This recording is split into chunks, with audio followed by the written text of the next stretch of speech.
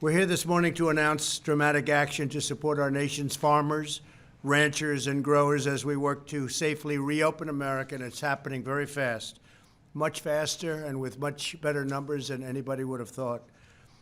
I want to begin by expressing our profound gratitude to everyone here today and the farmers and producers across the country who have kept our nation fed and nourished as we have battled the invisible enemy. It is an invisible enemy. It's tough. But we're going to win, and we're going to win very big. But we can never forget all of the people that have been left behind, that have died for some reason that should have never happened. Should have never happened. You know that. I know that. And the people that caused the problem, they know that too. It's too bad.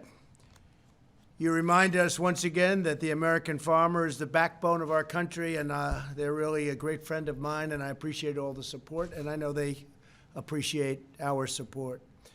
We're glad to be joined by Secretary Sonny Perdue along with Ivanka, who has been working closely with Sonny to deliver this vital assistance for farmers and needy families. I'm also grateful to the president of the American Farm Bureau Federation, Zippy Duval. Thank you very much.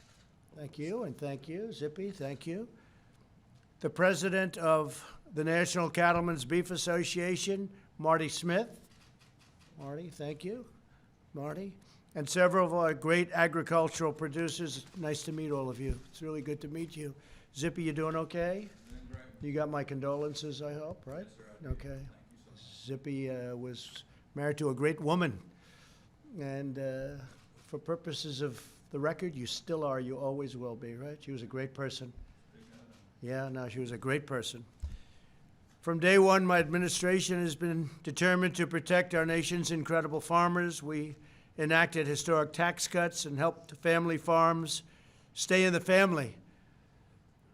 What we did is we passed, as you know, in the tax cuts, the death tax, the inheritance tax.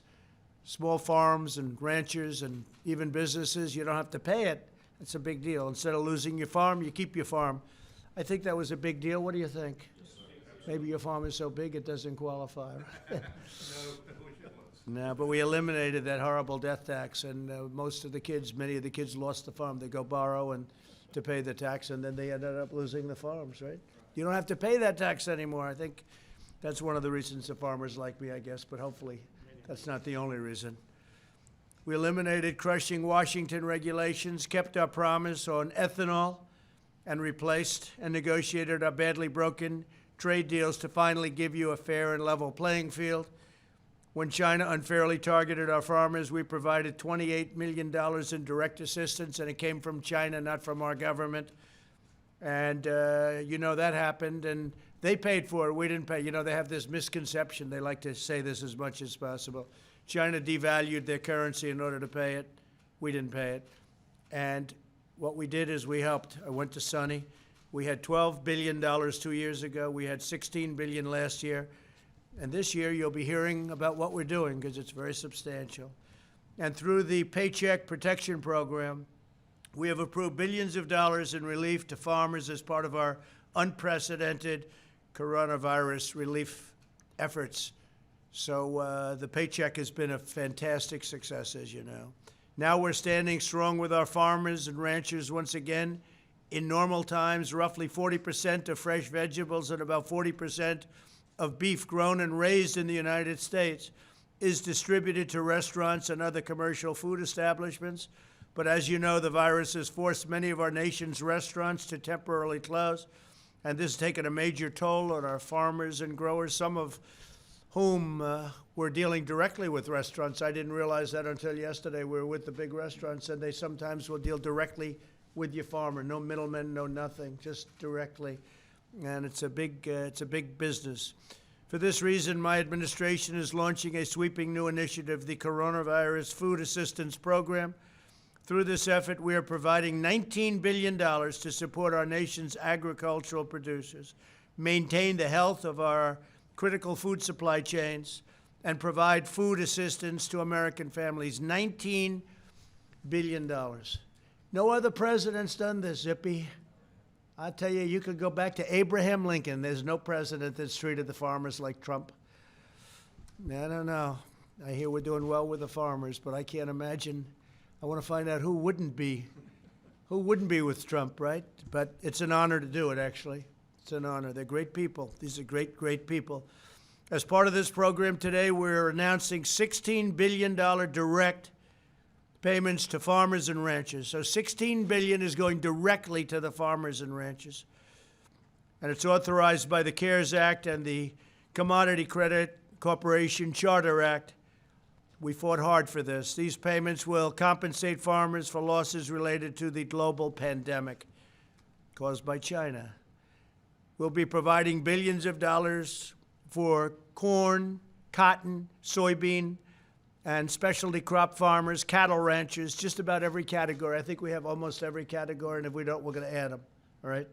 If we left something out, but we have a lot of territory. Dairy producers, pork producers, and more.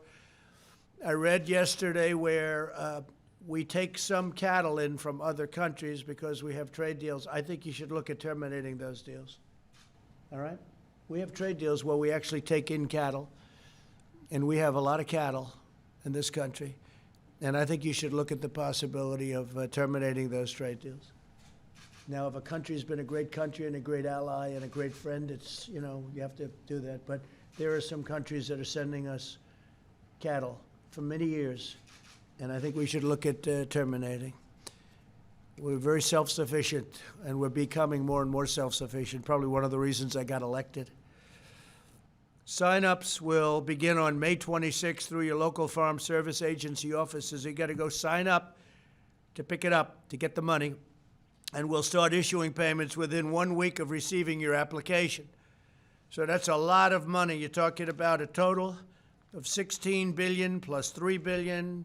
And, you know, we bought last week, and it's already in distribution, $3 billion worth of product for the food lines. And it's, is this already in distribution? I see that they're handing it out.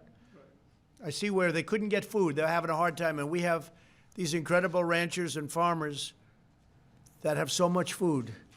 And I said, let's spend that money and give it to our farmers, our ranchers, and it's worked out really well. So, and they've already got it in supply. It's already on the lines. I saw them handing it out today, a couple of days ago, actually. It's fantastic how quickly it worked. In addition, this important initiative also includes the new Farmers to Families Food Box program, which Ivanka and Secretary Perdue helped officially launch on Friday. Through this effort, the Department of Agriculture will work with local food distribution companies, and we have a lot of great distribution companies. I've gotten to meet some of them, which have also been hit very hard to purchase $3 billion of food and produce from the American farmer, which I just mentioned, and to deliver to the food banks and charities that serve needy families. Already, we've allocated $1.2 billion to farmers to families, funding through 198 contracts with distribution companies, many of which are small businesses adversely impacted also by this horrible plague. It's a plague. Here today are a few of the American farmers and ranchers who can tell us why this program has been so essential and successful. Scott Sink is a cattle producer whose business has been badly impacted by the virus. He says this initiative will provide a bridge to help them move forward. And we've been helping them in a lot of other ways, too, but this was a great help. And, Scott, please come forward. Thank you, Scott. Thank you very much. Yes, sir. Thank you, sir. My name is Scott Sink. I'm a producer in Southwest Virginia, Blacksburg. We have a catering business, so we do farm to table, along with raising livestock, produce, and custom hay. We were able to benefit from the Paycheck Protection Program, and now this bridge will also help us get into the new growing season. Talking to farmers all across the country, you know, farming is something that's always unexpected. We deal with that. We have to pivot at any time. But with something like this that's impacted the supply chain, producers, as well as consumers, that's why having a program like this is very beneficial to all of us.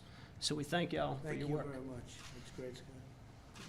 And you love that business? You wouldn't trade businesses for anything, right? No, sir. What is it with farmers? They don't want to do anything else. They have some bad years, but we've helped them have very good years, actually. But they have some bad years, but they wouldn't trade it for anything with that.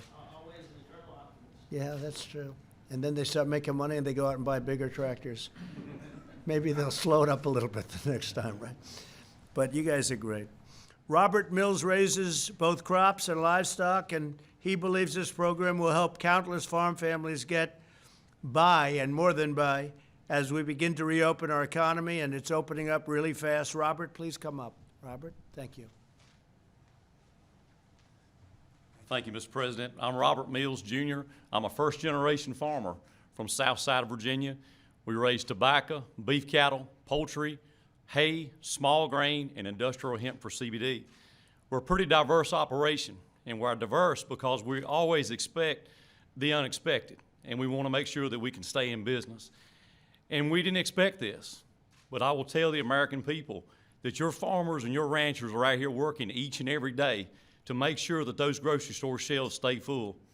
And it's administrations like President Trump's administration and the forethought that he's had with the programs that's been put in place, and the one that we're talking about today. It's not a rescue program. It's going to help these farm families be able to make good, wise financial decisions in the months and weeks and years ahead. And it's also there to let them know that this country is there supporting them, because this country relies on what these farmers and ranchers do every day.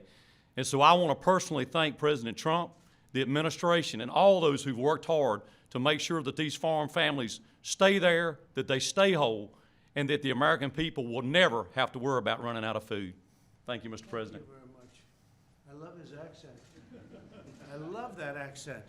But is that originally from Virginia? Yes, sir. It's Southside Virginia, about 20 miles north of North Carolina. Oh, I see. And they like Trump. That area, they like Trump. That's a great area. Thank you very much. Great job. The farmers were targeted by China when we started negotiating tough with China. And what I did is we've taken in tens of billions of dollars of tariffs. Sonny was very aware of this because he had to distribute the money to the farmers. I said, Sonny, we've taken in a lot of money. How much did the farmers lose? This is 2 years ago. They were targeted for an amount. What do you think the impact? He said $12 billion.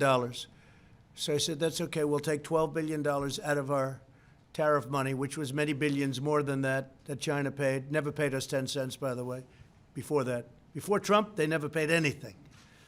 I said, we'll take $12 billion out of the tens of billions of dollars that we took in, and we're going to give it to the farmers. And you distributed that money. And Zippy, I think you were shocked because you've never seen anything like it. Otherwise, these farmers wouldn't have been in business. So we took $12 million, we gave it to the farmers. We said thank you very much to China. Thank you very much, China. And then the next year I said, Sonny, what's the number? We called Zippy, we called some of the other people. We determined it was $16 billion that the farmers were targeted, $16 billion by China. So I took $16 billion out of the tariffs, which were many, many billions of tens of billions more than that. We gave it to the farmers, right? And this year, the same thing. It's been pretty amazing. And the farmers are doing fine. One of them said, I do better this way. But you know what? They don't want to do better that way. They just want a level playing field. But we took care of our farmers, right? And ranchers. Thank you, Robert. That was great. Appreciate it. David Hickman is a vegetable grower who runs Dublin Farms in Virginia. His potatoes will be among the produce distributed to local food banks through the Farmers to Families program. And David, please come up and say a few words. Hi, David. Thank you, Mr. President. I'm David Hickman with Dublin Farms in Horntown, Virginia. We are a fifth-generation operation, produce fresh market potatoes, redskins, yellows, whites. This program is going to help tremendously with the movement of potatoes this summer. For us, we have 6 distributors who are our current customers that are doing the food box program. So our potatoes will be in some of these food boxes. We've submitted bids for 5-pound bags to go directly to the food banks of yellow and white potatoes. So certainly going to impact the Virginia potato business. So you have 5-pound bags. What other size bags do you have? We have a packing operation. We pack 5-pound bags, 10-pound bags, 50-pound bags, and then 2,000-pound bags that go to other packers. But a lot of our business goes into the terminal markets also. That's dependent on restaurant business, so we're anxious to see our restaurants get back up. Certain sizes of potatoes are used primarily for food service, so it's So is important. potato a big business in Virginia? Regionally, it's a big business in our area called the Eastern Shore. And how does that area compare with Idaho? Oh, we're very, very, very small compared to the Idaho production, but we fit a niche between Florida and North Carolina's spring production before. Is it a very similar product, would you say, or is it different? No, the Idaho potatoes are like the russet long potato. right. We grow red skin potatoes and round yellow potatoes Could like the you grow Yukon. in Idaho? We type do, but potato we, here? we fill a different market. That's very good. Our No, potatoes, just interesting to me, right? yeah, What our do I know potatoes, about potatoes, right? yeah, our potatoes are shipped right from the field to the store. No, it's great. Where Idaho, they store them through the winter. Wow. And we also grow green beans for fresh market, which is largely dependent on restaurant business. That's good. Also grow corn, And you soybeans love that for the business, poultry. right? Been in it all my life, yes, sir. On my home farm, there's been potatoes planted there since 1887, which is sort of unusual in the country. All different parts of that field farm has been in potatoes. It's a beautiful Sometimes. business, beautiful way to We live. appreciate what you're doing for us. Thank you very much. I Thank you. appreciate it. Great job. Gave me a little education on potatoes. That's interesting. I wonder if the media enjoyed that. I don't think so, but that's okay. I might. Be careful. I might. I'll be there. We're going after Virginia with your crazy governor. We're going after Virginia. They want to take your Second Amendment away. You know that, right? You'll have nobody guarding your potatoes. As each of you demonstrate, a healthy economy is vital to maintaining a healthy society. And by working together, we can restore our economy, shield the vulnerable, care for the needy, deliver world-class health care, and vanquish the virus. And I have to say, the job you do is so powerful and so important. The American farmer is very critical to the success of that mission. And what I'd like to do is, just before I finish, I'd like to ask Zippy to come up and say a couple of words, because he really is at the forefront of so much of what we do. So Zippy Duval, come on up. Well, thank you, Mr. President. I remember 4 years and several months ago, I won the election to be president of American Farm Bureau, and candidate Trump called me, and he says, I'm going to be a friend to the farmer. And Mr. President, I'm here to tell you today, thank you. You've lived up to those words that you made to me that day. I represent all farmers across the country. I also farm. My son and I'm third generation, my son's fourth generation. We run a 400 cow beef cattle operation, and we grow chickens for Pilgrim Pride, about 1.5 million chickens a year. And the farmers across America are very appreciative, Mr. President, of what you've done.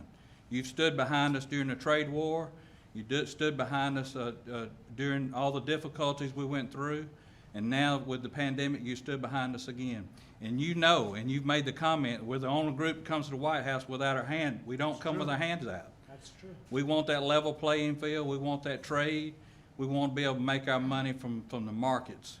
But we appreciate, when we're going through difficult times, that you stand behind us. This pandemic's made us realize one thing. We live in the land of plenty. But there's a food chain that is just as important to us as our military is.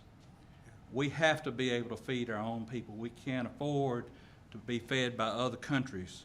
That makes us a national security issue, and we know that you realize that. And I think the American people, unfortunately, have had to go to the store and see some empty shelves. And we all now realize how important that chain, that food chain is, and the farmer is that very first link. Without that support, we wouldn't be there to produce that food. Our farmers are still farming. Hashtag still farming. You'll get some great stories. We've touched over 50 million people with that hashtag, talking about what farmers are doing, still farming. But we want to thank you. We want to thank Secretary Perdue for his hard work, and his staff's done an excellent job putting this program together. And we want to thank Congress for thinking about agriculture too, and delivering it to your desk for you to sign. So many thanks for helping the people that feed the American people. And we look forward to continuing to work with you, Mr. Trump. We appreciate it. Thank you very much. Thanks, Zippy. That's true. 4.5 years ago, I called Zippy. Never spoke to him. And he liked me, I liked him, and I don't know. I got good support right from the beginning, but we've come through. we've come through. Absolutely. She's a great woman. Great woman. Thank you very much, Zippy. So just to conclude, American farmers, ranchers, and growers feed, fuel, and sustain our nation. They're proud defenders of the American way of life, and I'm proud to stand right by their side in this hour of need. And the food chains are now back to almost working perfectly again.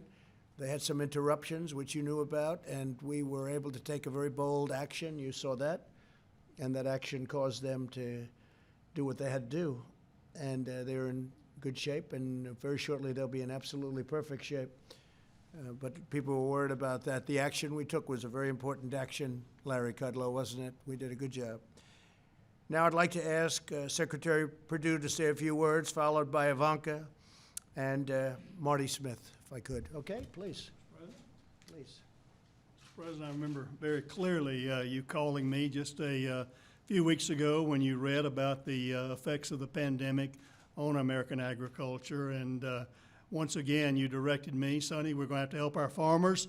Bring me a program. What's it going to take? I want you to use all the available resources at your disposal, just as you've done before when China retaliated against our farmers there.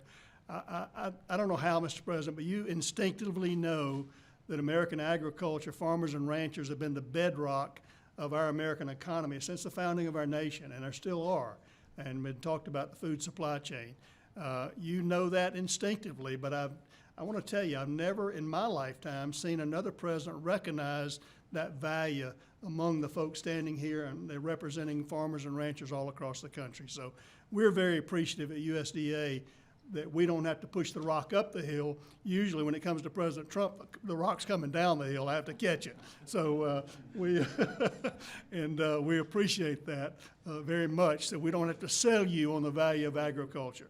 But the program that we're announcing today will be a benefit. The $16 million of direct payments to farmers of all sizes and all production there will be very helpful, a real lifeline. But certainly the program that Ivanka and I were privileged to go out last Friday to Coastal Produce that you see here is also a lifeline, not only to those specialty crop producers, both dairy producers and meat producers, but also to the families who need this food. You can see this is high quality food here that's being distributed all across the country to our food banks, and really a lifeline for them as well. So the food supply chain that begins with these producers representing farmers and ranchers all across the country, ending up in the families' tables that need this food, is a real noble profession. I'm honored to be a part of it, and I'm really particularly honored, President Trump, that you understand just in your heart how valuable our American agricultural sector is, and I thank you. Thank you very much, sir. Thank you, Secretary. This is an incredibly exciting day as this very large relief package is announced. And you can hear today, and you can hear through the course of the campaign in the last 3 years, the special place all of you have in the heart of this president. Farmers and ranchers feed America, and that's never been more true than we've all realized over the course of the last several months. In addition to the much-needed relief, the $16 billion that will go to farmers and ranchers to help support them through this difficult time. This Farmers to Family Food Box program is just an amazing initiative. As the Secretary mentioned, the President saw that there were those in need, those vulnerable, long lines at food banks trying to get food, and yet there was this unbelievable, beautiful American fresh produce that was going to waste. So thinking about that supply chain and ensuring with $3 billion that those who are vulnerable, that those who are in need get access to boxes like these, 20 to 25 pounds of meat, milk, all forms of dairy, and of course great fresh produce is incredibly virtuous. It's a great cycle. It helps the small distributors, it helps the small farmers who were prioritized in the bids, and of course it helps those in need. So we're very excited about this program. These boxes themselves will also be going to a mission here in D.C., along with several others that we have at the White House. And we hope that these boxes will play a big role in feeding those who need it across the country. So thank you, and thank you, Secretary, for the hard work of your team in standing up this program so rapidly. We think that it will be extraordinarily successful for our small farmers and of course, those in need. So thank you. Thank you. Okay, Marty?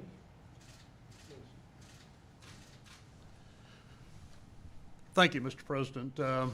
You have provided unprecedented leadership and to the United States and to the world throughout this crisis. And with that, you have shown so much concern and so much support for American agriculture. And on behalf of the National Cattlemen's Beef Association and the rest of agriculture, I want to say thank you. I'm Marty Smith, and I'm a rancher from Florida and serving this year as president of the National Cattlemen's Beef Association.